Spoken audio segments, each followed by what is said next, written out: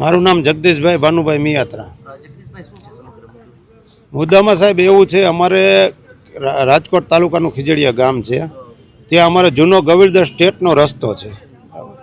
આજ વર્ષો જૂનો રસ્તો અમારે ગામતળના નકશામાં, સીમતળ નકશામાં સમગ્ર જગ્યાએ રસ્તો, એમાં પાછળ ઘણા બધા ખેડૂતો છે। હવે આખું આ ષડયંત્ર એવું હાલે છે કે એ આગલાવાળાએ રસ્તો બંધ કર્યો, અમારું ગૌચર બંધ કરી દીધું। ગૌચરમાંથી રસ્તો હતો, આખું ગૌચર રસ્તો એક મોટું ષડયંત્ર છે, જેથી કરી અમે અનેક નોટિસો આપી, અનેક રજૂઆતો કરી। અંદાજે 5 એકર જેવી જગ્યા છે।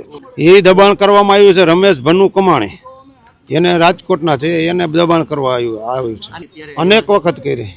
તો હવે બીજો તો અમારી પાસે કોઈ ઓપ્શન નથી સાહેબ, ઉપર ક્યાંય છેડા અમારા પગ ખેડૂના નથી પગતા।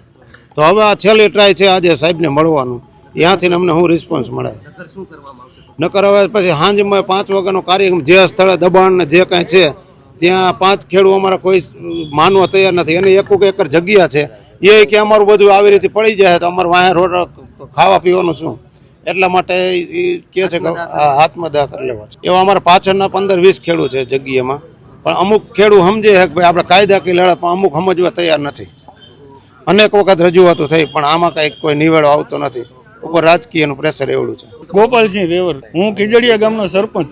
મુદ્દો સાહેબ અમારો ગૌચર દબાણનો મુદ્દો છે, જે એક અસામાજિક તત્વ દ્વારા 5 એકર જગ્યાનું ગૌચર અને ગૌચરમાં આવેલ ખીજડીયા ગૌરીદળનો રસ્તો બંને દબાણ કરી અને બંધ કરેલ છે। છેલ્લા 15 થી 20 વર્ષથી આ દબાણ એમને કરેલું છે। હાજી સાહેબ, અમે ડીડીઓ, ટીડીઓ સાહેબ, મામલતદાર સાહેબ બધે અમે રજૂઆત કરેલી છે, પણ હજી સુધી અમને કોઈ ન્યાય મળેલ નથી સાહેબ। અમે હવે છેલ્લી આશા અમારી કલેક્ટર સાહેબની છે, જો કલેક્ટર સાહેબમાંથી અમને કોઈ ન્યાય નહીં મળે અને આ ગૌચર દબાણ અને આ દૂર નહીં થાય તો અમારા ખેડૂતો જે છે, 3 ખેડૂતો તે એવું કહે છે કે અમે બપોર પછીના સમયે અમે આત્મદાહ કરવાના છીએ, પછી કાંઈ વાંધો નહીં, જે થવું હોય। 5 એકર જગ્યા છે સાહેબ। હમણાં આપણે ઉપલેટા જિલ્લામાં જે ટીડીઓ સાહેબે આ ગૌચર દબાણ દૂર કર્યું, તો રાજકોટ જિલ્લામાં આ કેમ નથી થતું?